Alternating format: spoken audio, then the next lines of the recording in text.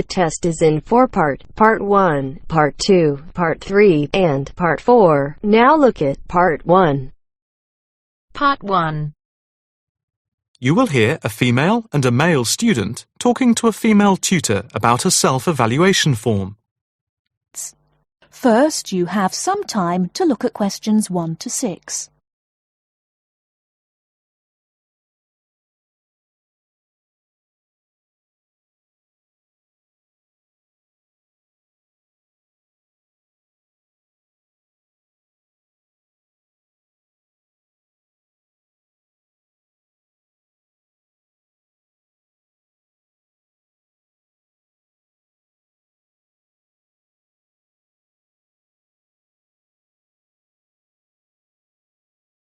Now we shall begin.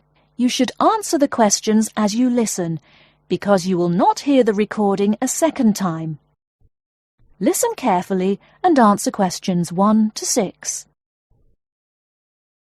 Now, Mark and Anna, I have to say that I thoroughly enjoyed your joint presentation on the application of robotics in a non-industrial setting to the group on the 2nd of December, and it is clear that you have both devoted quite a lot of time and effort to it. Have you had a chance to fill in the self-evaluation form for the session? Yeah, we have. So, Mark, what do you think overall? Well, generally I felt the presentation worked very well. In fact, we seemed to hold the attention of the others throughout. And the pace of delivery was fairly even, as were the range of activities we organised. I agree with Mark, but I'm not sure we were comprehensive or academic enough. No comment, really, except that I don't think there was any question of it not being thorough. I think we were a bit too chatty and too jokey at times, rather than formal. OK, what do you think were the best areas, and which do you think can be improved on? Well, everything could have been improved on. I felt very good about the handouts. We'd spent a lot of time putting them together. They had a very professional appearance as we bound them into a booklet. To me, the handouts were the best part, as we had a very extensive bibliography and the booklet seemed to go down well. The booklet you did for the handouts certainly showed you had done a lot of work. But I think that you put too much material into it, and people got distracted by it. Perhaps you could have cut the handouts by about a third. I see. When I come to think about it, maybe you're right. OK. But there were times in the middle of the presentation where things did go a bit astray. I think that was my fault when I got the PowerPoint slides out of sequence and I had difficulty getting back on track. I also think we rated our technical ability too highly, especially when operating under pressure. I had never done a presentation with technical equipment before, so it was a steep learning curve for me in particular. Yes, I think you could have done with a bit more practice with the equipment beforehand. Before you hear the rest of the conversation, you have some time to look at questions 7 to 10.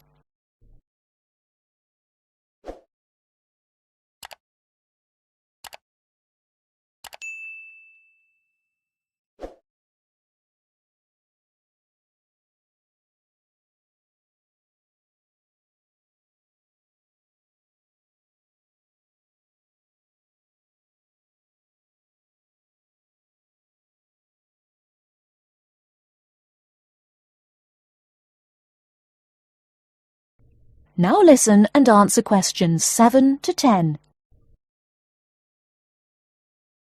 What about the next item on the feedback form, the aims and objectives? I think they were very focused, and we followed them through well, I think. We wanted to show how Europe was lagging behind other areas of the world. Yeah, I think they were clearly set out. Yes, agreed. No comment there. The diagrams and charts were appropriate. Yes, I have put that too. They did work well in helping to illustrate and break up the presentation by cutting down on the number of words and text on the screen. What about delivery? Well, I think our performance was average. It was difficult to coordinate speaking and presenting the material at the same time. I was quite self-conscious of what I was doing. It was down to a lack of experience. Unfortunately, both of you had the habit of standing in front of the projector, so you kept blocking the image on the screen. To me, this is the area that requires the most improvement. The section on the predictions of the commercial application in the future, I think, appeared a bit haphazard.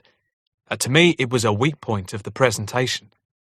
And I think that some of the slides could have had fewer words. And we could have done some fancy graphics with the words. If you had to give yourselves a mark overall, how much would you give out of 10? 6, maybe? I'd be happy with that. Though bits were probably nearer a 7, so I'd say a 6. Anna, what do you think? I think for me it's perhaps a 7. OK, did you find the task and the evaluation useful? That is the end of part 1. You now have half a minute to check your answers.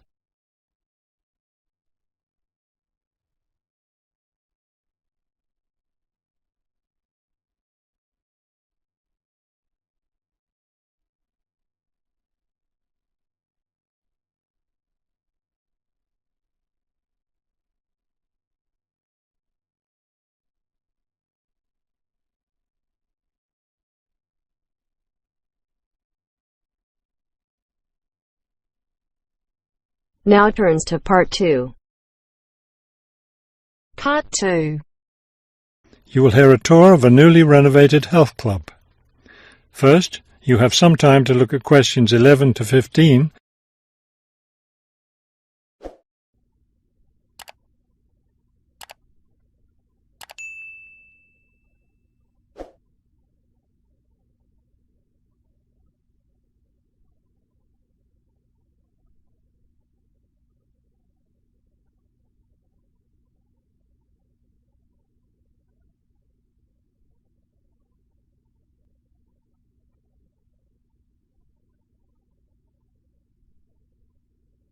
As you listen to the first part of the talk, answer questions 11 to 15. Thank you all for coming to see the new renovations to the Hertford Health Club. I know you'll be as pleased as I am to see the wonderful results of our months of hard work to improve the club and bring you the best facilities ever. We'll begin in here with the swimming pool. You'll notice the new colour of the adult pool, a lovely cool green. Now walk over here and look at the children's pool. It's the same green, but as you see, with brightly coloured sea creatures painted everywhere. Both of the pools needed painting, not only for maintenance, but I think the new colour greatly improves the atmosphere of this part of the club. Next, let's take a look at the locker rooms. Don't worry, there's no one using them just now. Doesn't it feel roomy in here? We've expanded both the men's and women's locker rooms, so now they'll be much more comfortable to use. There are bigger lockers, a good deal more room in the dressing area, and more places to store extra towels and equipment. Be careful as you walk through here. The floor's just been polished and may be a bit slippery. Let's go up to the exercise room next. Here, you'll notice a new floor. Walk on it. Doesn't that feel comfortable? It's a special material, softer than the old floor, an ideal surface for jogging and exercising. They had to move all the exercise equipment out while they were working on the floor, but don't worry, it will be brought back in before the end of today. Let's step outside now and look at the tennis courts.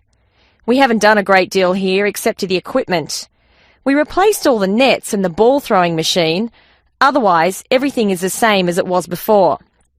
Let's walk down this hallway, and here we are at the club store in its new location. We thought here by the entrance was a better place for it than where it used to be by the swimming pool. But it still has all the same items for sale, sports equipment and clothes in the club colours. Before you hear the rest of the talk, you have some time to look at questions 16 to 20.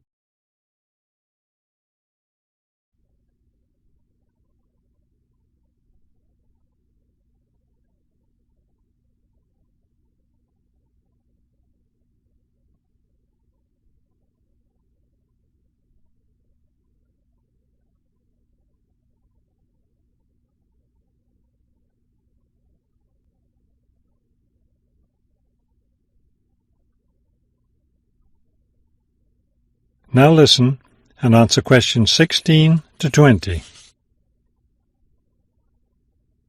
We're excited about the upcoming activities and events to take place in our newly renovated club. Now that the pools are ready for use again, swimming lessons will begin tomorrow for both adults and children. If you haven't signed up yet, you can stop by the office before you leave today and put your name on the list. If you're a tennis player, you'll be interested to hear about the tennis competition coming up on Wednesday. Players from different clubs all over the region will be participating. If you'd like to watch the event, tickets are available in the office. Also, I want to be sure you all know you're invited to our club party coming up next weekend.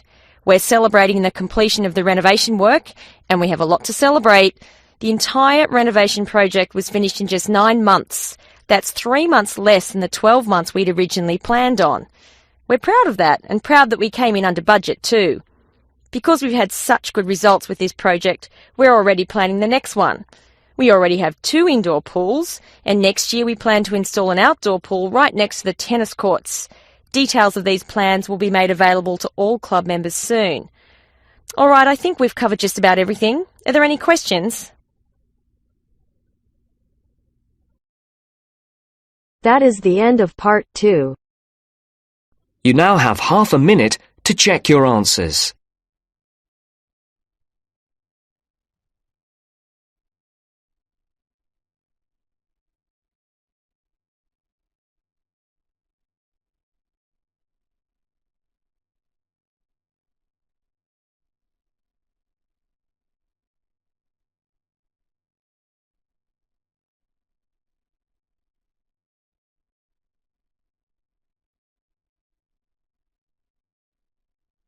Now turns to part 3. Part 3. You are going to listen to a lecture on language learning. First, you have some time to look at questions 21 to 25.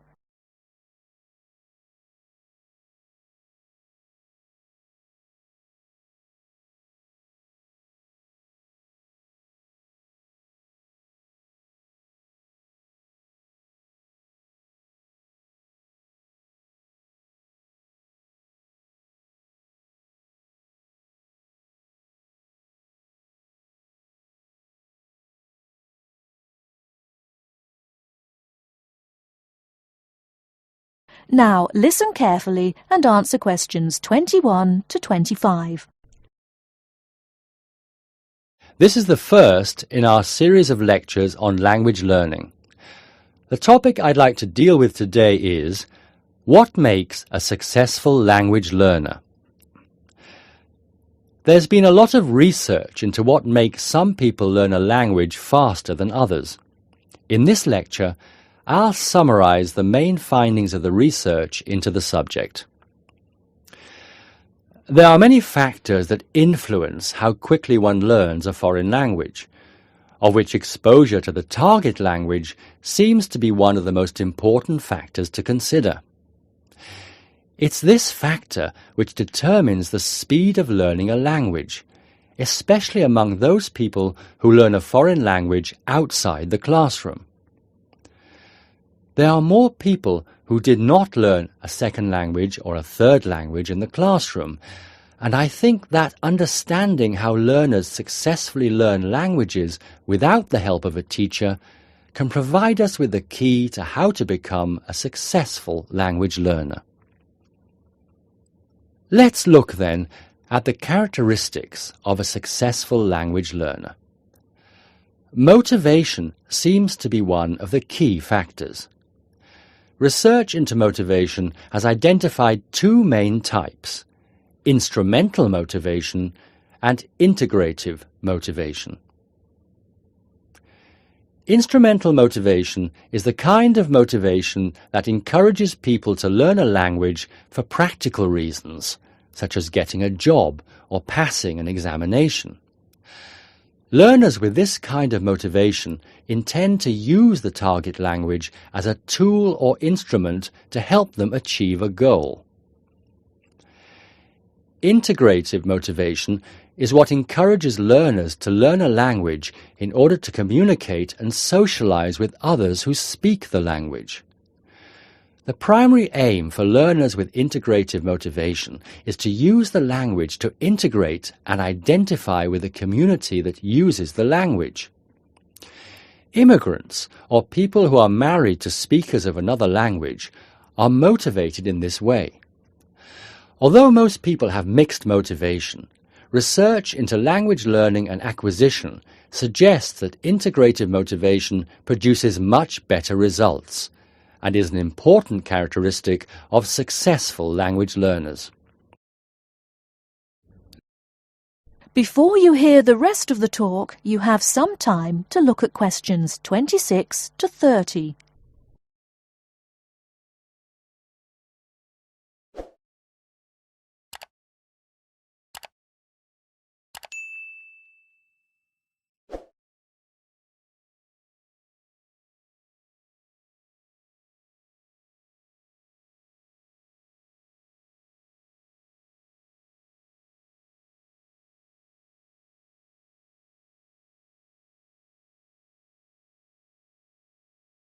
Now listen and answer questions 26 to 30.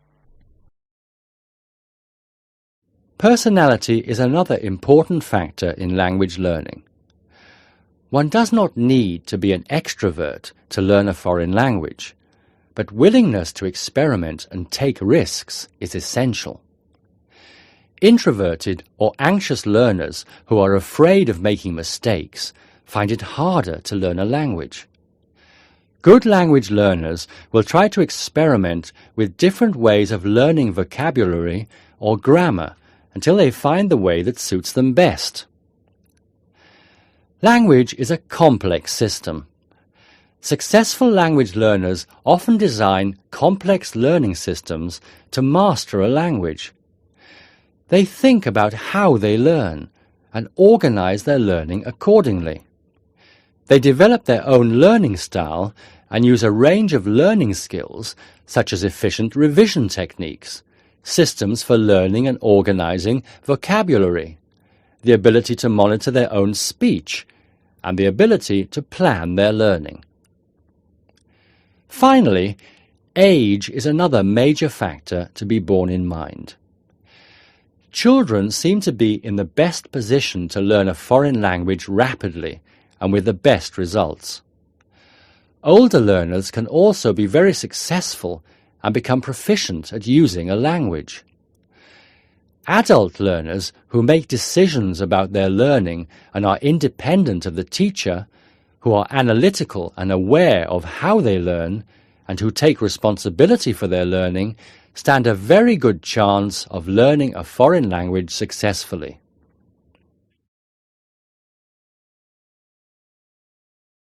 That is the end of part 3. You now have half a minute to check your answers.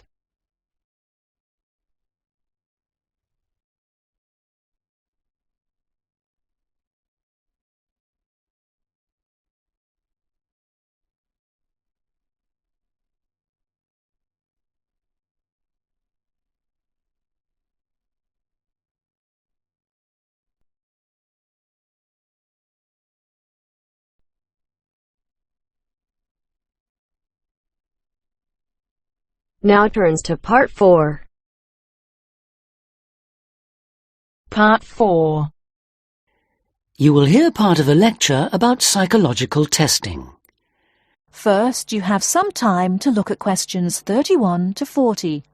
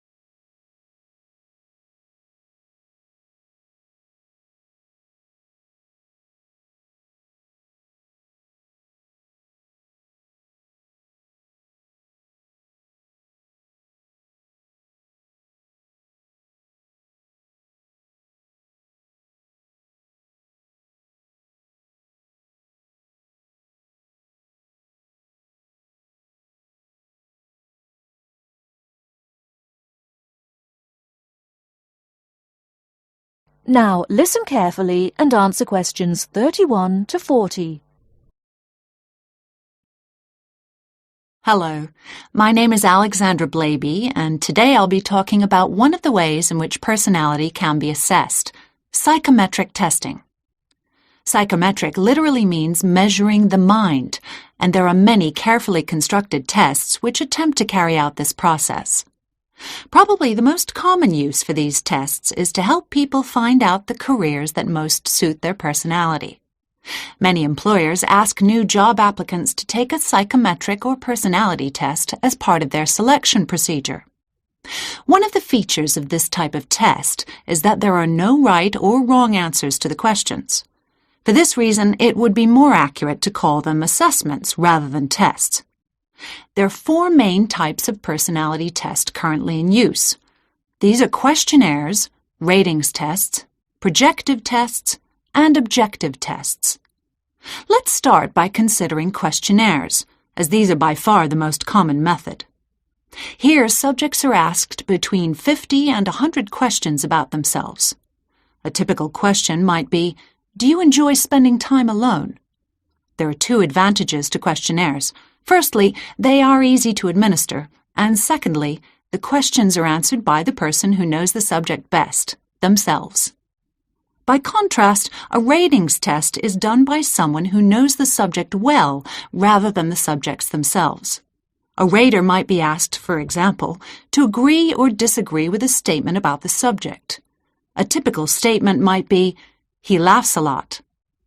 The effectiveness of ratings tests depends on how well the rater knows the subject. Projective tests ask the subject to make sense of information which is unclear in some way. In the famous ink blot test, for example, subjects have to say what a patch of ink on a piece of paper looks like to them. Finally, objective tests. In these tests, the subject has to engage in a physical activity. How they do it will tell the tester something about their personality. For example, the subject might be asked to blow up a balloon until it bursts. From observing how the subject does this, the tester will be able to say how timid or brave he or she is.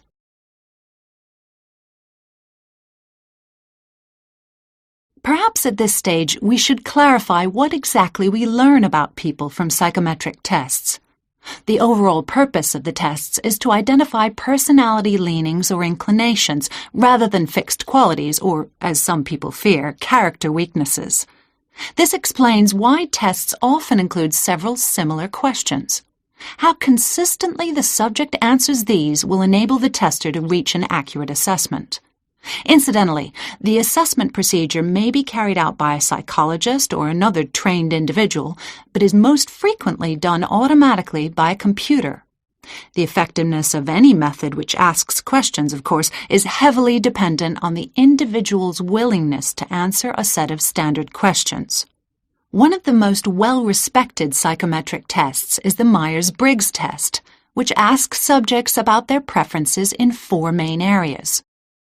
Firstly, the test asks people where they direct their energy, to the outer world of activity or the inner world of thoughts and emotions. Secondly, people are asked how they prefer to process information, in the form of known facts or in the form of possibilities. The third area is decision-making. Do people make decisions on the basis of logic or of personal values? Lastly, Myers-Briggs tests ask people how they prefer to organize their lives, in a structured or a flexible way. Although there are those who disapprove of personality testing, there is no doubt that it is here to stay. Human beings have always been curious to find out about themselves and others. Psychometric testing gives them an objective, scientific means of doing this. Well, that's all for today. Tomorrow I'll... That is the end of part 4. You now have half a minute to check your answers.